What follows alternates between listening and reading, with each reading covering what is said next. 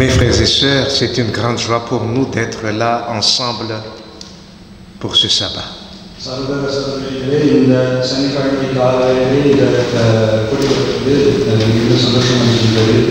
Est-ce que vous êtes heureux d'être là? Veuillez le manifester, non pas pour danser, mais pour faire ce geste-là.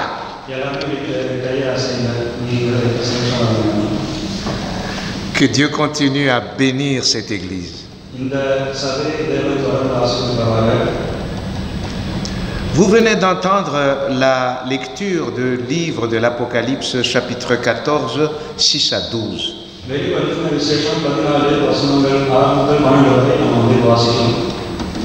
J'aimerais que chacun d'entre nous puisse apporter dans sa poche, mais surtout dans son cœur, le message de ce texte.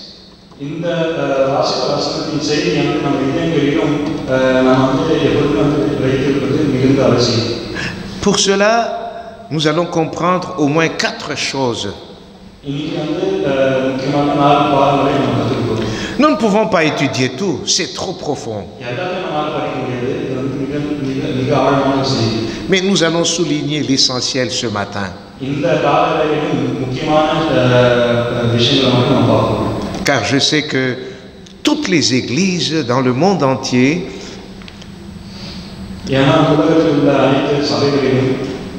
sont en train de se pencher sur ce livre-là.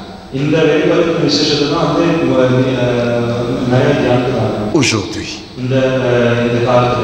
Alors, la première chose, la place du texte que frère Thibault a lu aujourd'hui, où se trouve-t-elle? La réponse est très facile.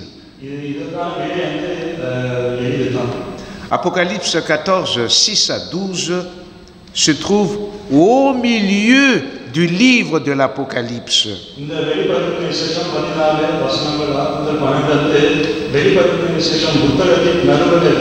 Il est le centre du livre. Il est le pilier du livre.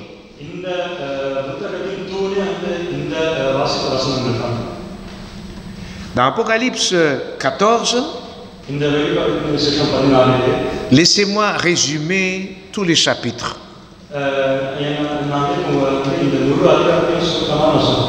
Apocalypse 14, 1 à 5, vous lirez chez vous.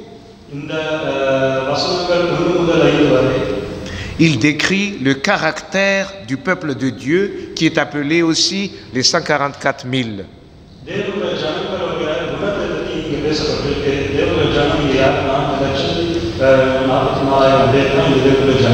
Mais après cette description, Apocalypse 14, 6 à 12,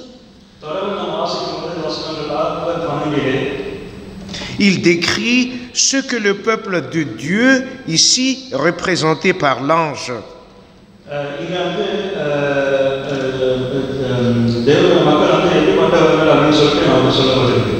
l'ange qui devrait être et qu'il devrait annoncer au monde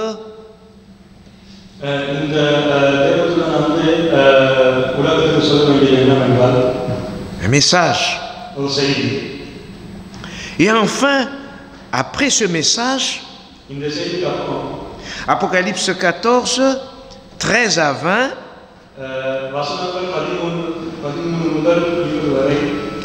il décrit le retour de Jésus après la proclamation de l'Évangile.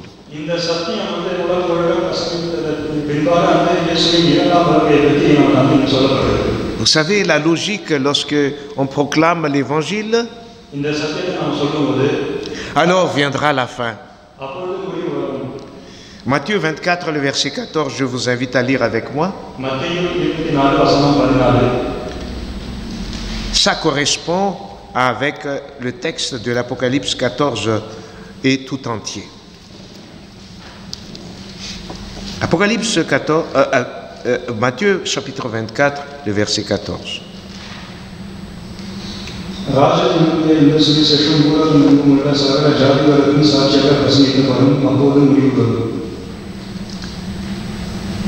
Le livre de l'Apocalypse chapitre 14 est vraiment d'actualité.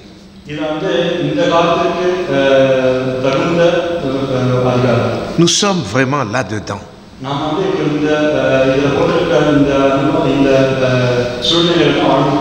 C'est pourquoi nous allons voir le deuxième élément. Car je vous ai dit qu'il y aura 4 éléments que je dois mentionner. D'abord, le premier élément que nous avons vu, c'est la place de l'Apocalypse chapitre 14.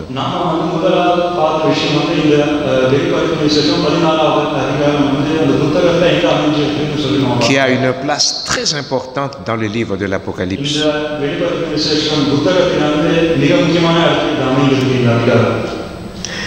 Maintenant, le deuxième élément.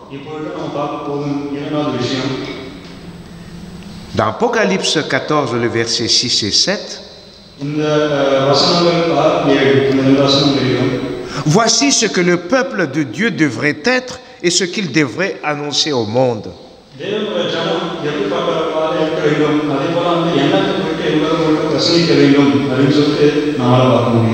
Apocalypse 14, 6 à 7.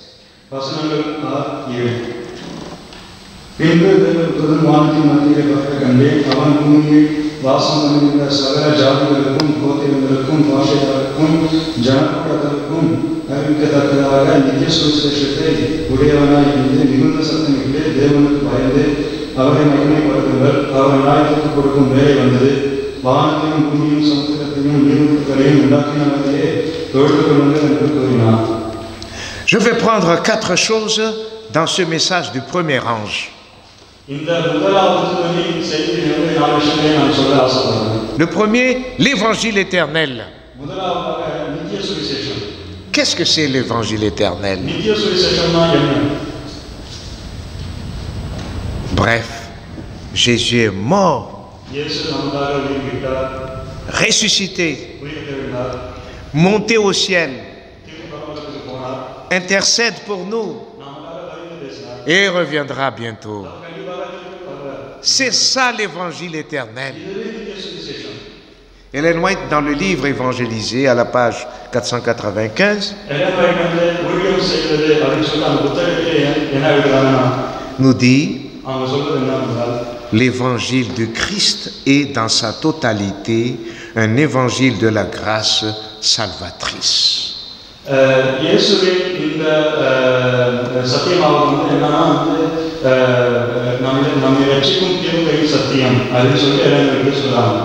L'Église alors devrait être comme cet ange-là qui a l'évangile éternel dans sa main et dans son cœur.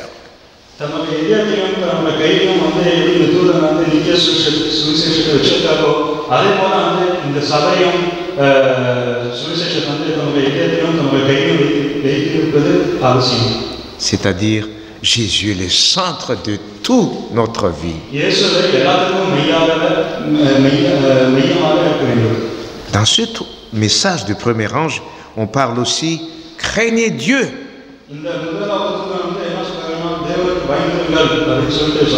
J'ai cherché partout dans la Bible comment craindre Dieu.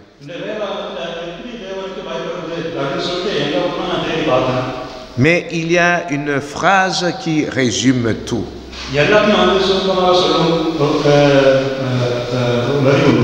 Ecclésiaste 12, le verset 13.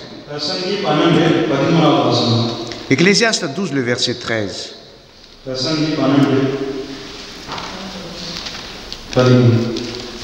Ecclésiaste 12, le verset 13. Craindre à Dieu, c'est quoi exactement?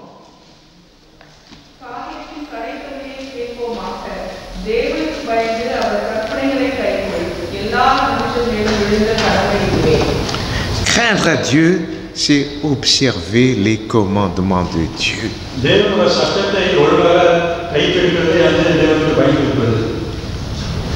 Craindre Dieu est en relation avec les commandements de Dieu.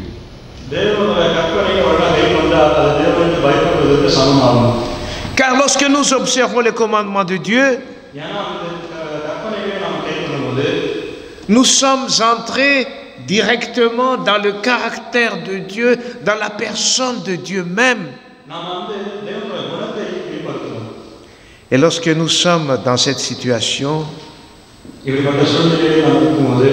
cela veut dire que nous sommes un avec Dieu. Lorsque nous sommes un avec Dieu, cela veut dire que nous aimons Dieu.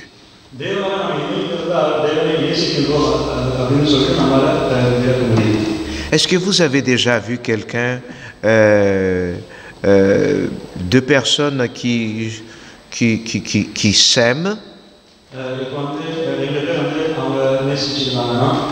et la première personne disait, ben, on s'aime, mais je ne peux pas vivre avec toi.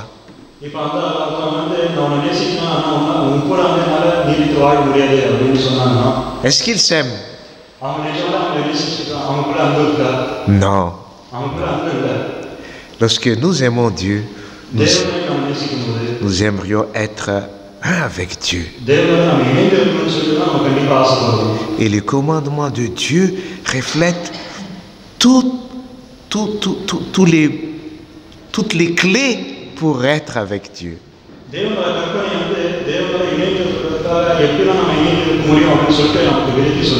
Et dans le message du premier ange, le commandement de Dieu, nous sommes invités à les garder.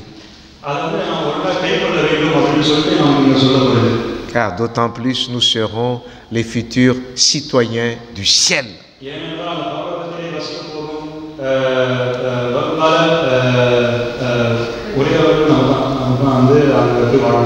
Et lorsque nous sommes citoyens du ciel, nous allons garder la constitution du ciel. Et la constitution du ciel, ce sont les commandements de Dieu.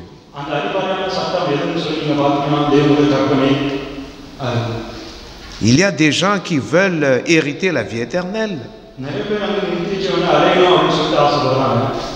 Mais dans les derniers temps, même si ces gens-là allaient dire, j'ai prophétisé en ton nom, j'ai fait des miracles en ton nom, Jésus, j'ai fait ceci, cela, mais Jésus va dire, je ne te connais pas.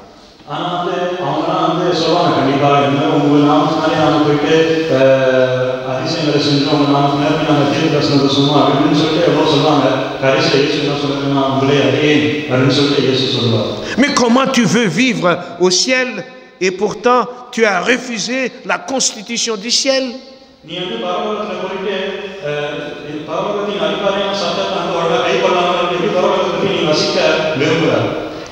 C'est pourquoi nous disons, craindre à Dieu, c'est observer ses commandements.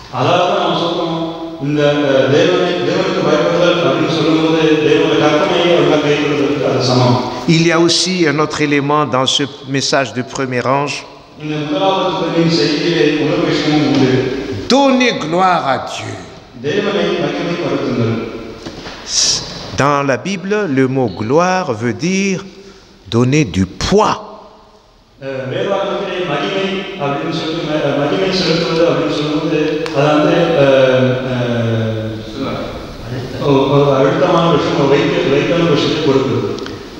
Est-ce que Dieu a un poids énorme dans le sens il a vraiment un poids dans notre vie?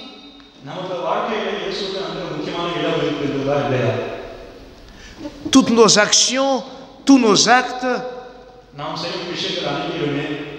est-ce qu'ils reflètent que voilà, Dieu a un poids?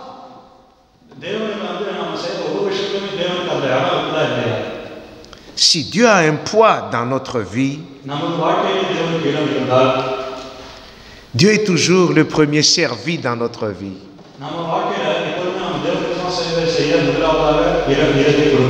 Et toutes nos actions devraient être mesurées selon la gloire de Dieu.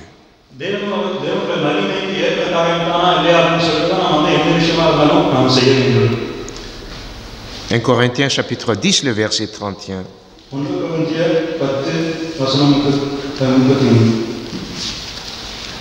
1 Corinthiens 10, 31.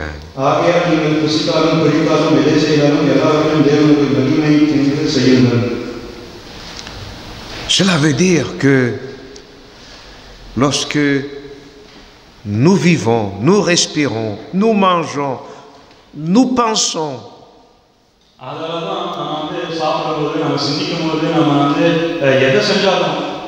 nous avons un premier souci. Nous avons le premier plan. Que est-ce que je donne gloire à Dieu?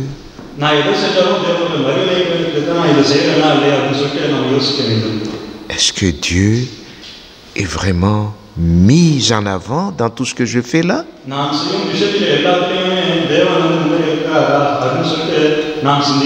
Ou bien j'ai laissé Dieu dans un petit coin? Faites tout pour la gloire de Dieu. Voilà l'un des messages, premier message du premier ange.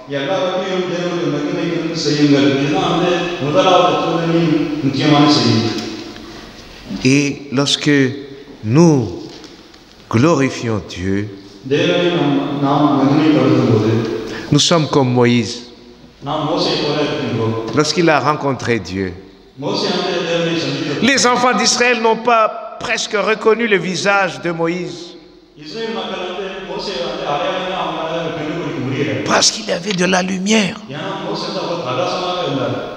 Évidemment, nous ne pouvons pas faire cette expérience-là. Mais les gens peuvent découvrir à travers notre vie qu'il y a de la lumière chez Thibaut.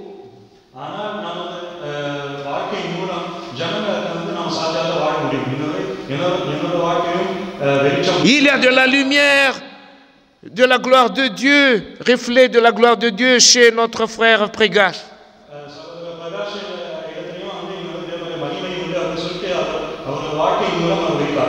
Parce que nous cherchons toujours à glorifier Dieu.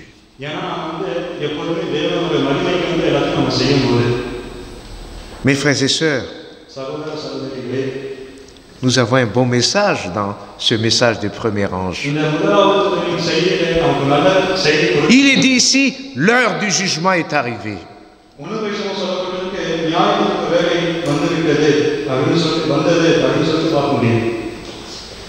Je ne sais pas s'il y a déjà quelqu'un ici qui a été déjà convoqué dans un tribunal pour un jugement. Mais pour toutes les personnes qui sont convoquées pour le jugement, cela fait peur toujours, même si vous n'avez rien fait de mal.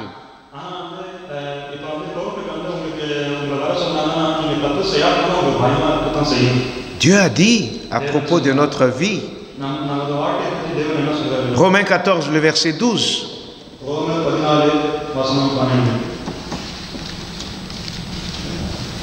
Romains 14, le verset 12.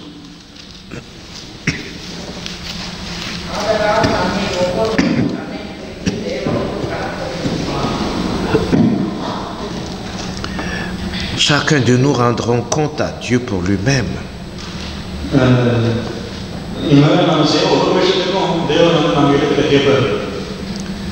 En fin de compte, lorsque nous sommes arrivés en ce monde par la naissance, qu'est-ce que vous avez apporté pendant votre naissance? Rien. Mais Dieu nous a pourvu beaucoup de choses. Et Dieu nous demande de rendre compte de tout ce qu'il a donné.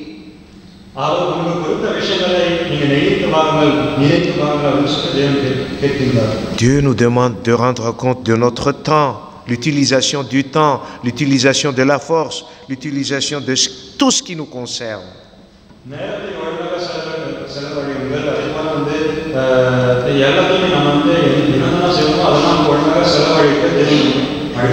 Une seule chose est sûre, nous ne devrons pas avoir peur du jugement de Dieu.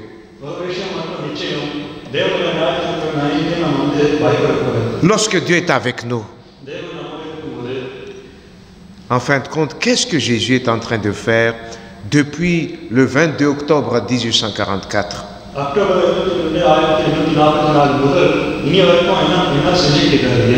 Hébreux 7, le verset 25. Hébreux 7, le verset 25.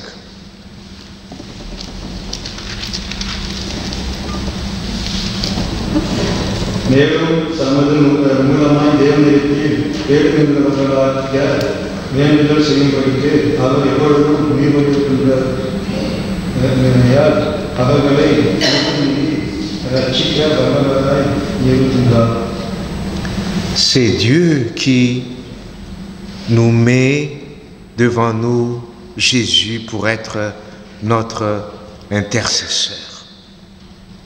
Intercéder.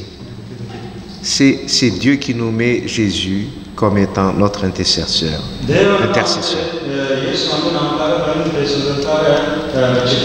C'est-à-dire nous avons un avocat. Dieu le Père est le juge.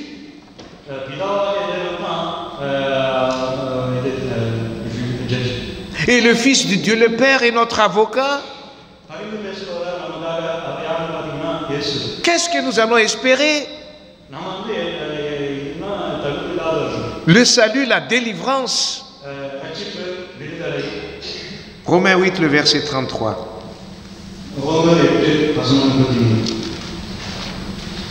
Romains 8, le verset 33.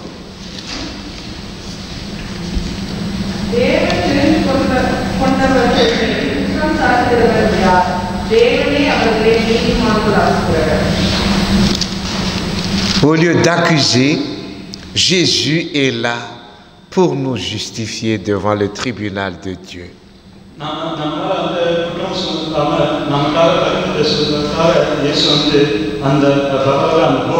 Et c'est ça la bonne nouvelle.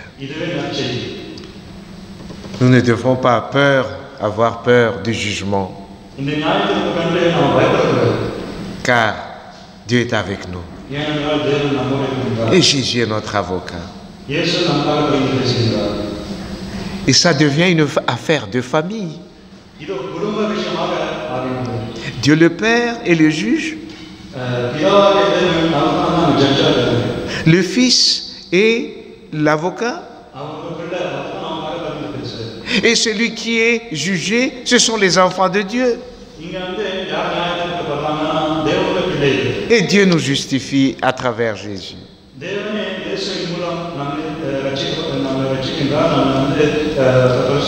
Cela veut dire que notre salut est assuré grâce à Jésus.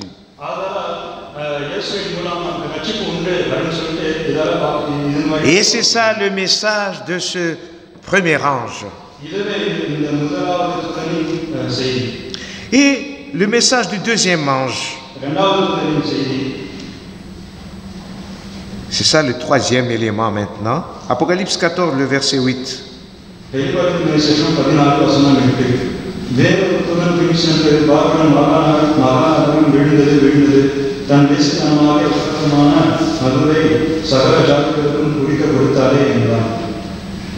Nous avons ici la mention de Babylone. C'est une ville qui est toujours et qui était en rébellion contre Dieu.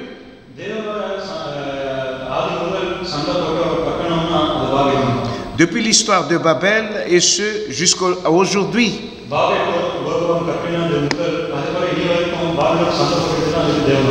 Dieu a dit au peuple, après le déluge, il n'y aura plus de déluge.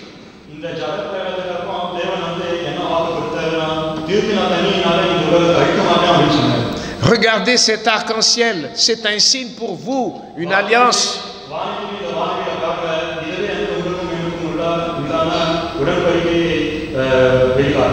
Qu'il n'y aura plus de déluge. Mais les gens de Babel, dans Genèse 11, le verset 4,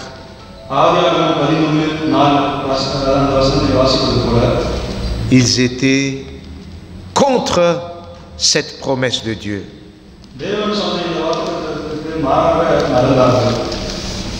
Et pour eux, pour éviter les déluges, on va construire une grande ville, une grande tour.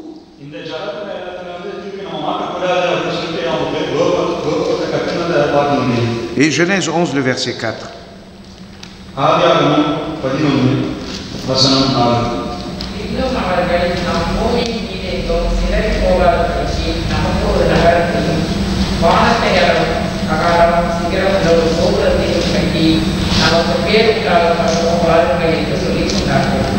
C'est un acte de rébellion. Il en est de même aujourd'hui. Il y a des groupes, des églises aussi, des communautés qui sont en rébellion contre Dieu.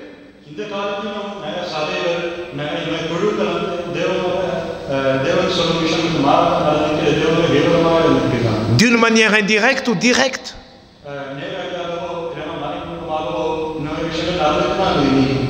Lorsque ces personnes-là changent la loi de Dieu,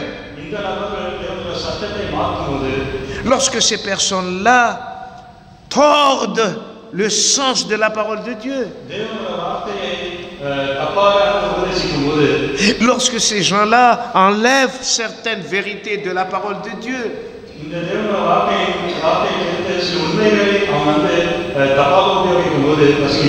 et lorsque ces gens-là mélangent la vérité et l'erreur. Mais Dieu dit, ça ne va pas résister longtemps.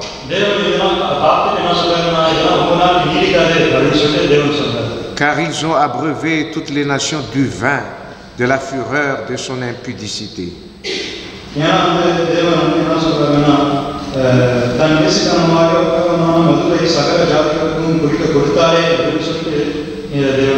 Et Dieu va démontrer qui est plus puissant que Dieu.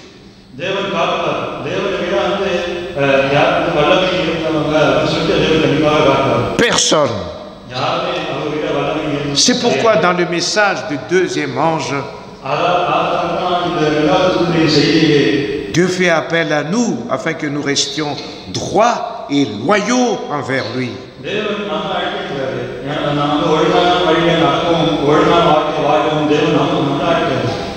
Nous sommes invités à choisir dans quel camp nous voulons être.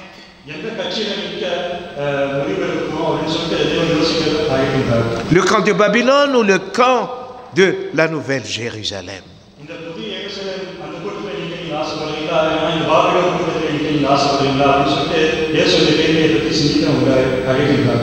Si vous êtes là, vous avez déjà fait le choix pour la Nouvelle Jérusalem.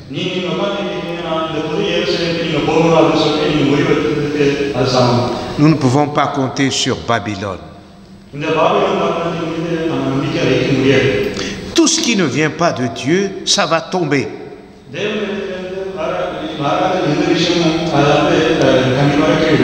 Car Dieu est toujours puissant et nous avons un allié puissant avec Jésus.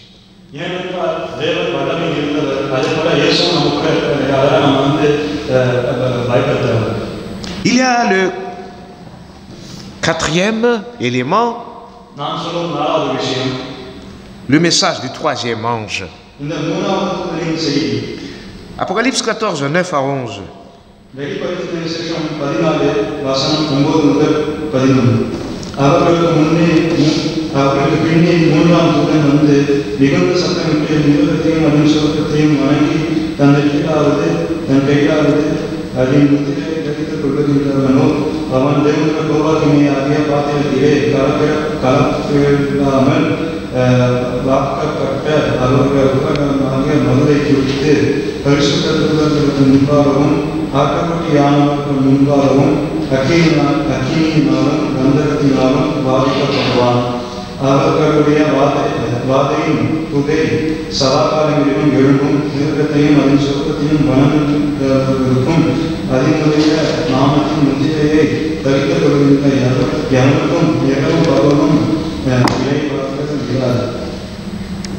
Le message est simple.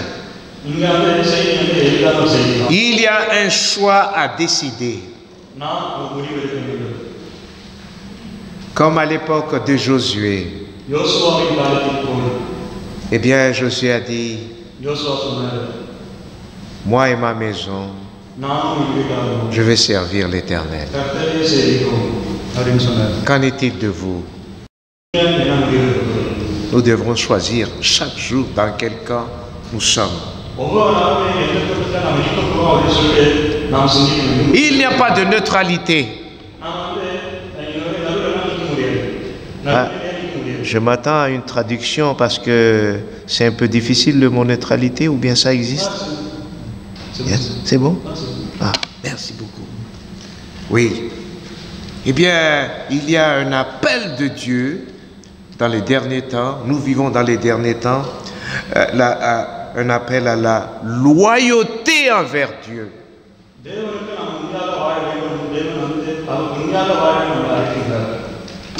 J'ai cherché partout ce qu'on appelle la loyauté envers Dieu.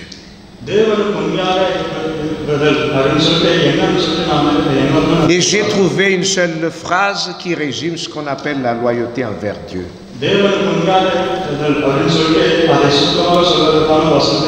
Actes chapitre 5, le verset 29. Il y a peut-être certains d'entre vous qui connaissent par cœur.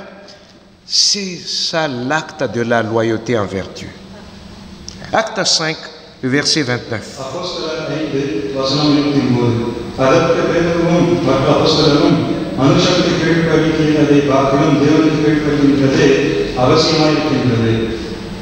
Parfois nous sommes menacés peut-être dans notre vie.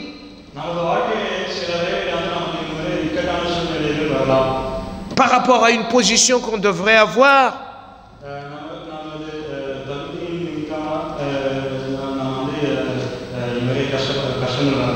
Mais si cette position ne correspond pas à la volonté de Dieu, il faut toujours utiliser cette phrase. Il faut plutôt obéir à Dieu plutôt qu'aux hommes.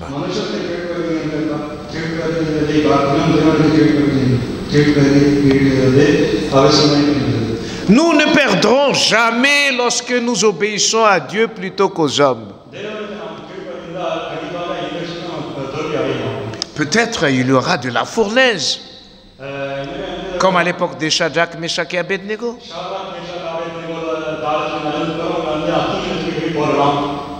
Peut-être il y aura un peu aussi d'emprisonnement. Enfin, quand je dis ça, je parle au sujet de Joseph.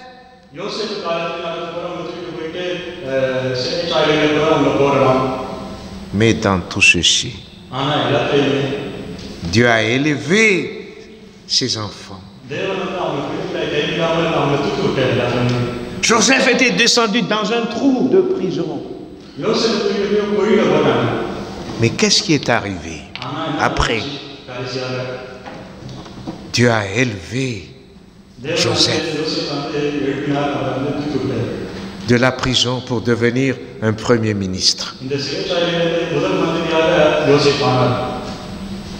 Mes frères et sœurs, Dieu voit notre fidélité. Dieu est sensible à notre fidélité envers lui.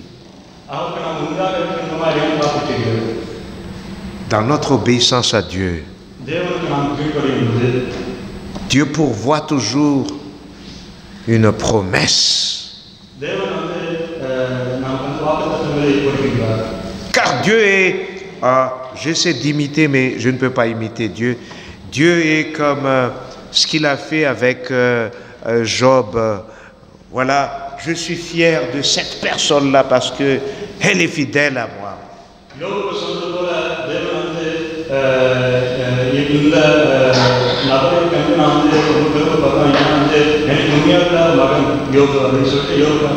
Et Dieu a dit, j'honore celui qui m'honore.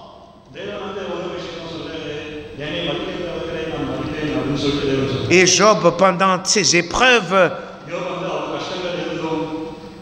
il a résisté à toutes les tentations. À la fin de la vie de Job, qu'est-ce qui s'est passé? Dieu a encore béni Job.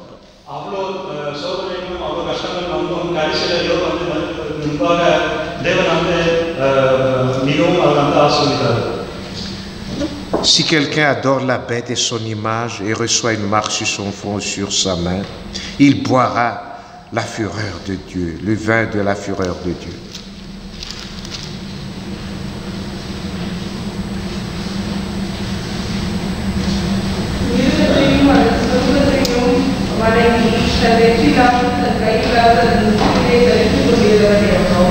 Mais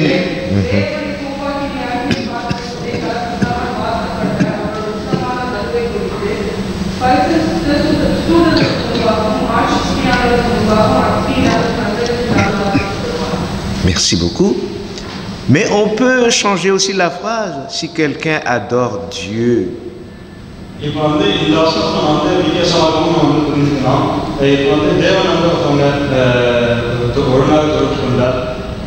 boira l'eau de vie qui vient du ciel.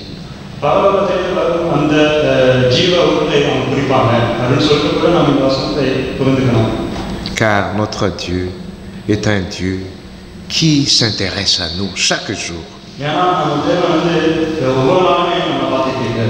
Et le dernier message dans ce Apocalypse 14, 6 à 12, c'est le cinquième élément que je voudrais maintenant vous mentionner.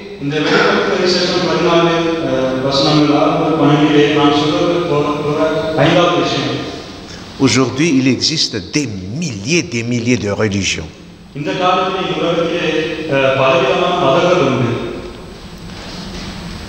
Et vous êtes vraiment bien placé pour connaître qu'il existe des religions ici, partout dans le monde, même en Inde ou ailleurs.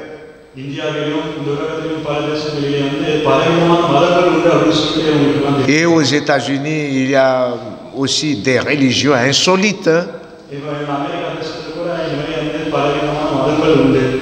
Il y a des religions qui adorent la moto, les oignons, les végétaux, etc.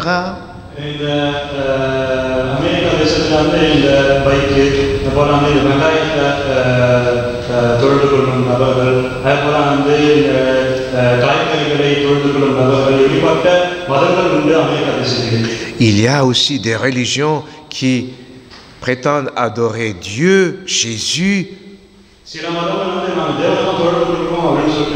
Elles sont plusieurs.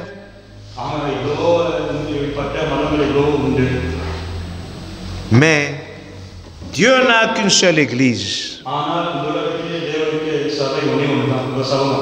Dieu n'a qu'un seul baptême. Un seul baptême. Dieu n'a qu'un seul peuple ici en ce monde. Comme à l'époque des enfants d'Israël, Dieu n'avait qu'un seul peuple dans l'Ancien Testament. Comme dans le Nouveau Testament, Dieu n'avait qu'un seul peuple. Et Dieu a résumé comment est ce peuple dans Apocalypse 14, 12.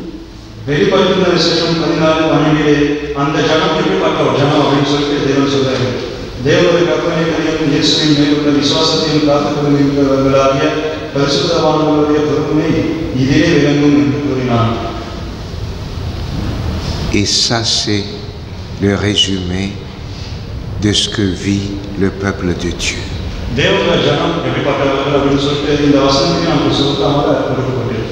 La parole de Dieu est la seule règle de conduite. Le commandement de Dieu sont les normes dans la vie.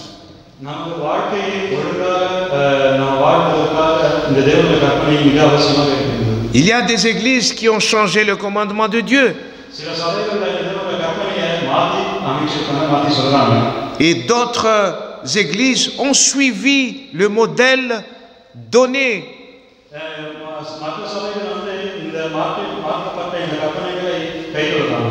Mais Dieu nous dit, j'ai un peuple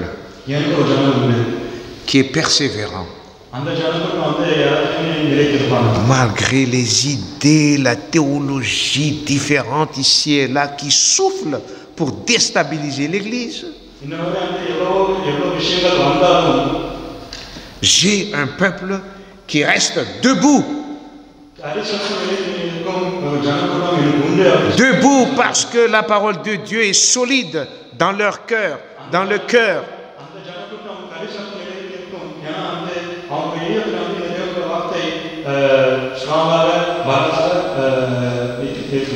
J'ai un peuple qui a la foi de Jésus. J'ai un peuple qui suit comme modèle Jésus-Christ.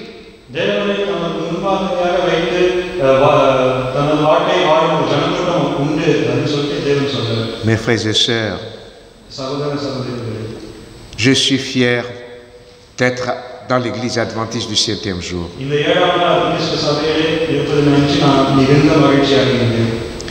Et je suis content de ce que Dieu a encore d'autres personnes qui l'appellent pour faire partie de cette église adventiste du 7e jour. Car le nom de l'église adventiste du 7e jour résume la Bible.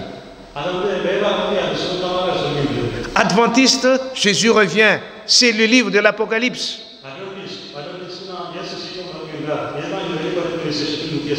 Le 7e jour, ça me rappelle la création. C'est le livre de la Genèse. Si on pouvait encore donner un autre nom à notre église adventiste 7e jour, on peut dire, voici l'église de la Genèse jusqu'à l'Apocalypse.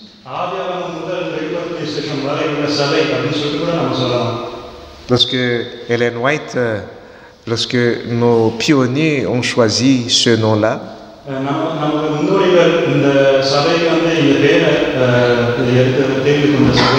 ils ont discuté jour et nuit. Il y a certains qui ont dit, oh, pourquoi ne pas appeler l'église de Dieu?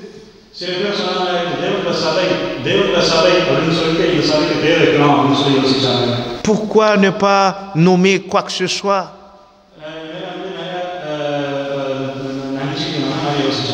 Mais un frère s'est levé. Il a proposé le nom Église adventiste du 7e jour, qui fait la différence par rapport à d'autres religions.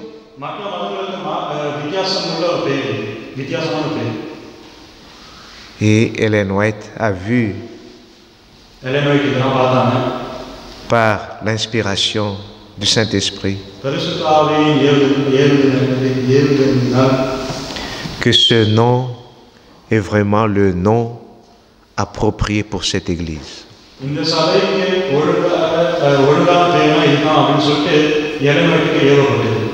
À l'époque, il y avait Darwin qui a lancé aussi, en même temps que l'église adventiste, qui a lancé la thèse de l'évolutionnisme.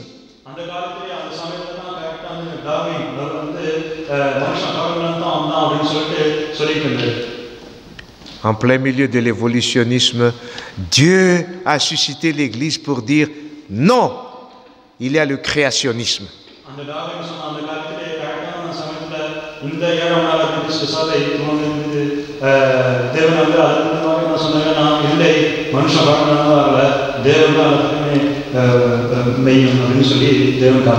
Nous avons un bel nom.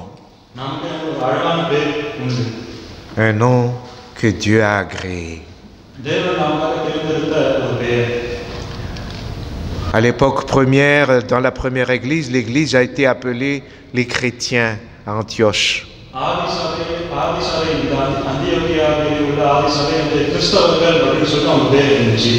Mais tout le monde s'est approprié de ce mot chrétien maintenant.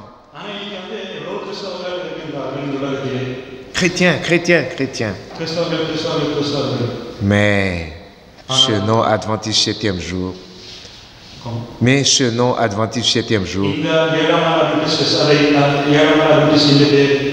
un nom qui défie le monde,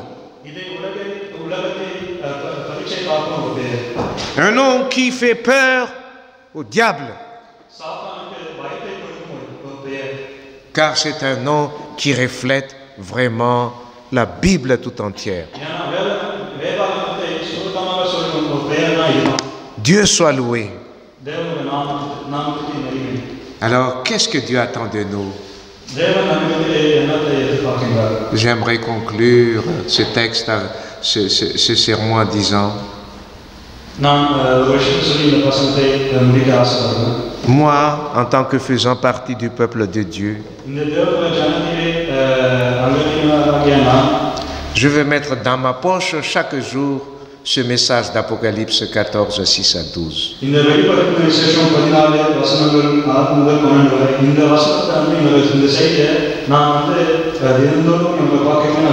Mais non seulement dans ma poche, mais dans mon cœur. Mais non seulement dans mon cœur, mais je vais le propager aussi autour de ce que je côtoie. Car c'est le dernier message au monde. Car c'est le dernier message au peuple de Dieu. C'est un message qui est d'actualité en ce monde qui vit son dernier virage pour la fin.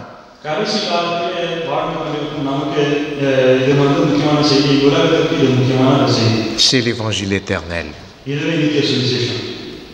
Sagodri Sagodra, Teven Ungele Asirvad Parage.